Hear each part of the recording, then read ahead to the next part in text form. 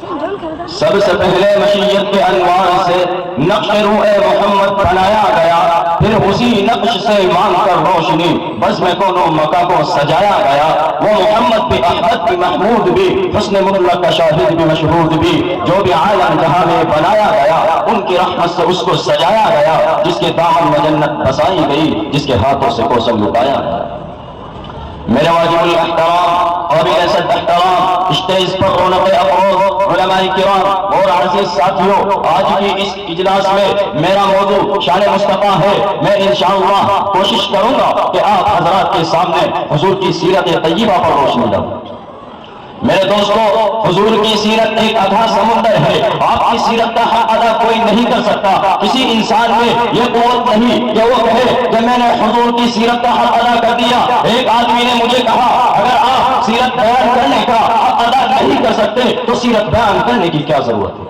میں نے کہا کہ ہماری مثال مصر کی اس بڑھیا کی سی ہے جو حضرت یوسف علیہ السلام کو خریدنے کے لیے روئی کی ایک گڈھڑی لے کر آئی تھی۔ کسی نے کہا تھا کہ اے اماں پھر اس روئی کی گڈھڑی سے یوسف خریدا جائے گا؟ کہنے لگی کہ بات یوسف کو خریدنے کی نہیں ہے، اصل بات یہ ہے کل قیامت کے دن خدا پوچھے گا کہ یوسف کا خریدار کون کون تھا، تو میرا نام بھی خریداروں میں آ جائے گا۔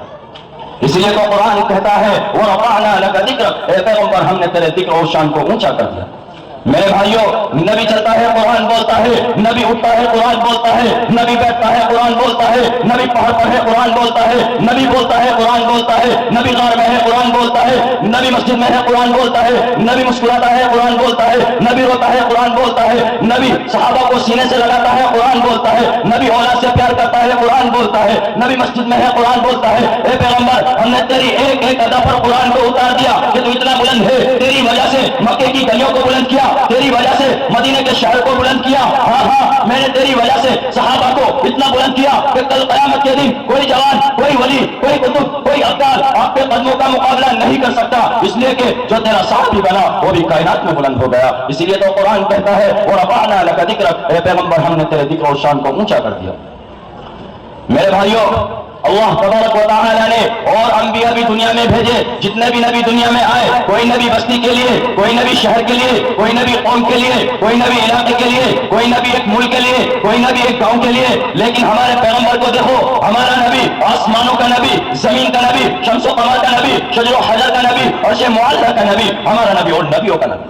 اسی لیے تو قرآن کہتا ہے وَرَفَعْنَا لَكَ ذِكْرَكَ، اے پیغمبر ہم نے تیرے ذکر اور شان کو اونچا کر دیا۔ میرے بھائیوں، حضرت موسیٰ نے لکھی پتھر پر ماری، لکھی پہاڑ پر ماری، پانی کے 12 چشمے نکل آئے۔ قرآن کہتا ہے فَانْفَجَرَتْ مِنْهُ اثْنَتَا عَشْرَةَ عَيْنًا قَدْ عَلِمَ كُلُّ أُنَاسٍ مَّشْرَبَهُمْ، کہ موسیٰ نے لکھی ماری، 12 پانی کے چشمے پہاڑ سے نکل آئے۔ دنیا حیران ہو گئی کہ پہاڑ سے پانی کے چشمے نکل آئے۔ میرے دوستو، پہاڑ سے پانی کا نکلنا قرینہ قیاس ہے، عقل کے خلاف ہے۔ پانی کے چشمے تو زمین سے نکلتے ہیں، پانی کے چشمے تو پہاڑ ہی سے نکلتے ہیں۔ پانی کے چشمے کو پہاڑ ہی سے نکلنے میں جتنا بڑا کمال ہے، اس سے بھی بڑا میرے پیغمبر نے دنیا کو دکھایا کہ میرا نبی حدیبیہ کے موقع پر موجود ہے۔ صحابہ نے بتایا کہ یا رسول اللہ پانی ختم ہو گیا۔ حضور نے فرمایا ایک پیالہ پانی کا لاؤ، پیالے میں تھوڑا سا پانی ہے۔ آقا نے نبوت والا ہاتھ اس میں ڈالا تو ان کی انگلی سے پانی کے چشمے نکل آئے۔ اس لیے تو قرآن کہتا ہے وَرَفَعْنَا لَكَ ذِكْرَكَ، اے پیغمبر ہم نے تیرے ذکر و شان کو اونچا کر دیا۔ میرے بھائیوں، حضور کے پاس حضرت ابو ہریرہ آئے، فرمایا کہ یا رسول اللہ میری اماں کے لیے دعا کرے۔ حضور نے نبوت والے ہاتھ اٹھائے، فرمایا اللہم اہدی ام ابی ہریرہ، اے اللہ ابو ہریرہ کی ماں کو ہدایت عطا فرما۔ دعا کرا کہ ابو ہریرہ گھر کی طرف بھاگے جا رہے ہیں، کسی نے بازو پکڑ لیا۔ ابو ہریرہ کہاں جاتا ہے؟ فرمایا میں گھر جا کر دیکھنا چاہتا ہوں کہ میں پہلے پہنچتا ہوں، میں محمد کی دعا پہلے پہنچتی ہے۔ ابو ہریرہ گھر پہنچی تو جا کر دیکھا دروازہ بند ہے۔ تھوڑی دیر کے بعد دروازہ کھلا، اما غسل کر کے فارغ ہوئی ہے۔ فرمایا ابو ہریرہ جلدی کر، مجھے رسول اللہ صلی اللہ علیہ وسلم کے دروازے پر لے جا کر کلمہ پڑھا دے۔ وَرَفَعْنَا لَكَ ذِكْرَكَ، یہ میرے نبی کی شان ہے۔ میرے بھائیوں، حضرت ابو ہریرہ مدینے کے ایک چوک میں لیٹے ہوئے ہیں۔ ابو ہریرہ کمزور ہیں۔ ابو بکر آئے گزر گئے، عمر آئے گزر گئے، حضور آئے تو دیکھا ابو ہریرہ کمزور ہے۔ حضور نے پوچھا ابو ہریرہ کیا ہوا؟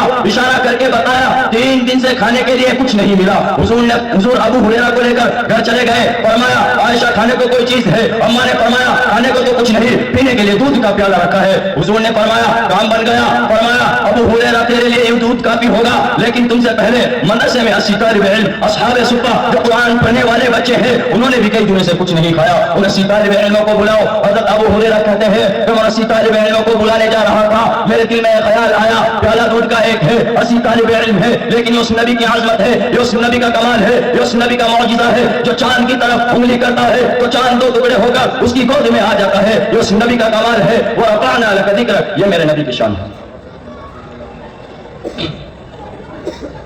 حضرت ابو ہریرہ کہتے ہیں کہ میں 80 طالب علموں کو بلا لایا, قطاروں میں طالب علموں کو بٹھا دیا. حضور نے فرمایا کہ ابو ہریرہ بسم اللہ پڑھو اور دودھ پلانا شروع کرو. فرمایا میں نے بسم اللہ پڑھ کر دودھ پلانا شروع کر دیا, لیکن اس پیالے سے ایک دودھ کا قطرہ بھی کم نہیں ہوا. حضور نے فرمایا کہ ابو ہریرہ اب تم پیو. فرمایا میں نے پیا. حضور نے فرمایا اور پیو. فرمایا پھر پیا. اس کے بعد حضور نے میرے ہاتھوں سے پیالہ لے لیا اور پیالہ منہ کو لگایا تو دودھ ختم ہو گیا. حضرت ابو ہریرہ کہتے ہیں کہ ہزاروں دنیا ہوتی دودھ پیتی جاتی, لیکن یہ محمد کا پیالہ کبھی ختم نہ ہو. میں اپنی بات اس شعر کے ساتھ ختم کرتا ہوں کہ قلم میرا قاصر زباں میری عاجز, قلم میرا قاصر زباں میری عاجز, محمد کی عظمت بتاؤں میں کیسے, اے محبوب رب امام الرسول وہ فضائل مکمل سناؤں میں کیسے, وما علینا الا البلاغ. بہت